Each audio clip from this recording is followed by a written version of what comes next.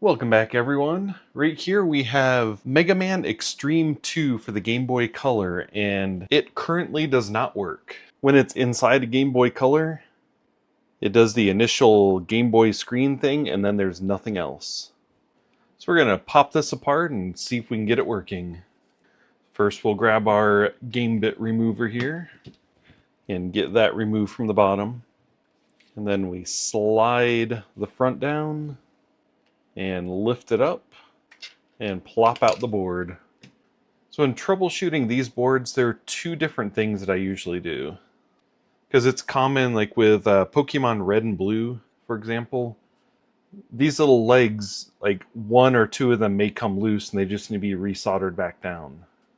So the first step we're going to do is go through and check every single little leg to make sure that it's held in place correctly.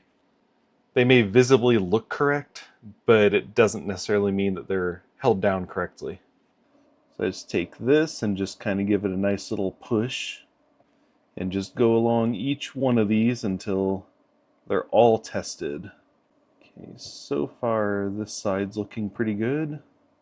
Okay, that side's good. Then we'll check this side. It does take a while because there are so many legs on here, but it's definitely something that needs to be checked. Okay, that chip is good.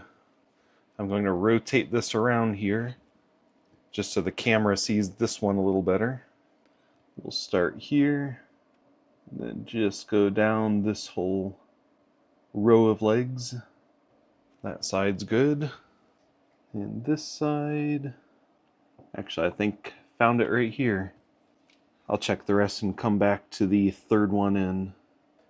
Okay, rotating this one more time to show this a little easier here. So this leg right here just kind of moves around pretty easily. There you go, I just got it lifted up a little bit. So yeah, this third one here is actually lifted up a little bit, so I'm going to get it cleaned up a little under there and resolder that. But before doing that, the next test that I usually do on these, we're going to set this on continuity test mode, where there's a little speaker symbol on there, and on this one you hit mode until it shows it up there.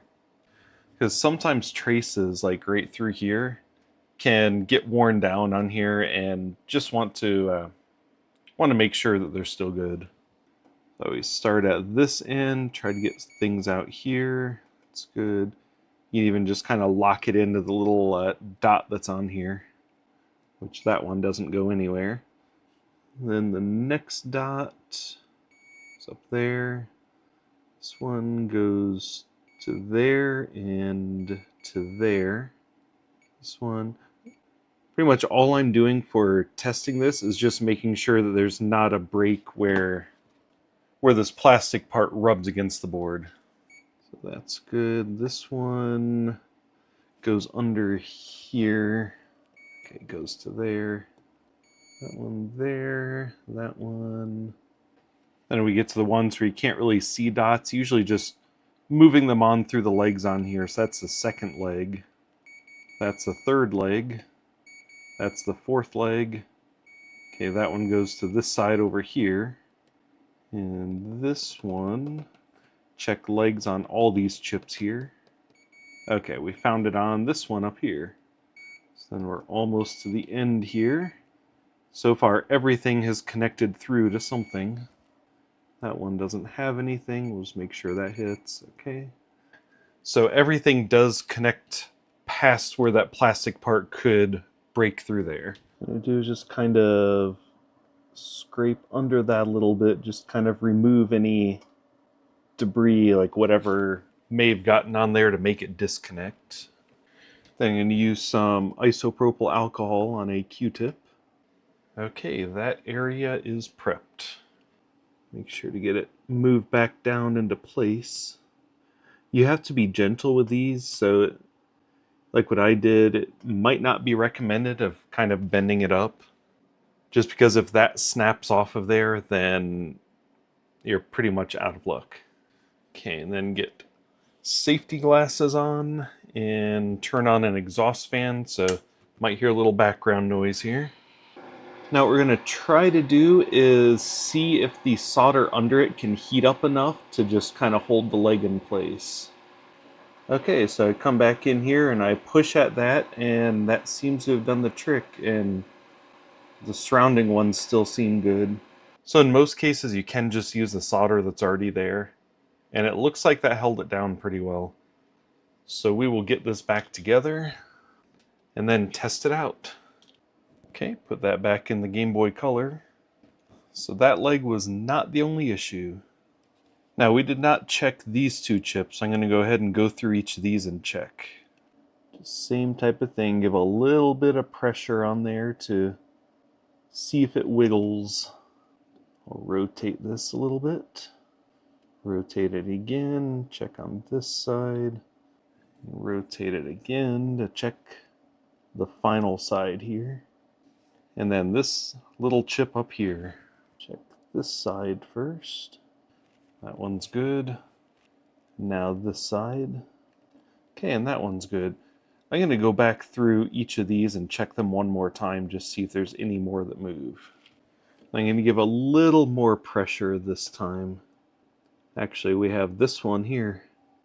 That one would be, it's number 5 on the same side. Oh, and number 1 on there. Okay, so this, get that one bent back, just gently. So this one had a few more. What we're going to do in a case like this then is to just go through and retouch each of these areas with a soldering iron just to try to heat it back into place. So back on with all the safety stuff and the exhaust fan. I'm just going to go through and reheat all of these ones. You can just kind of go between them to get it reheated on there.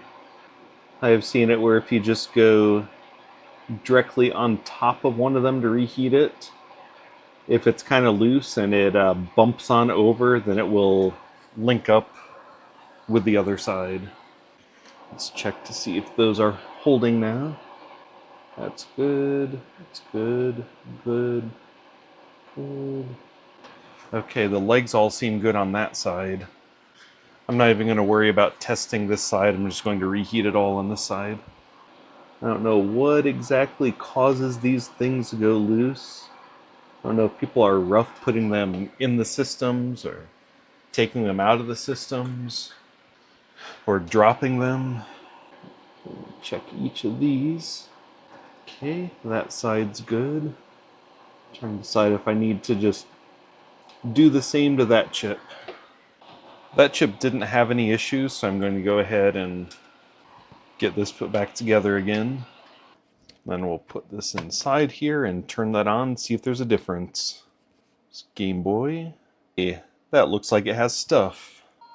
X mission, 0 mission, continue an option. Okay to load file 1. Game could not be found. While we're on this, so I know I could just test the battery voltage and everything, but where's the fun in that when I can save a game on here and then see if the battery worked that way? Gives me a little bit of time to play the game. I'm going to pop the game out for a moment, put the game back in. Okay, it's back on. Continue. Okay, so yeah, it does have a save game. Awesome. So the battery does not need to be changed. So I think we are good.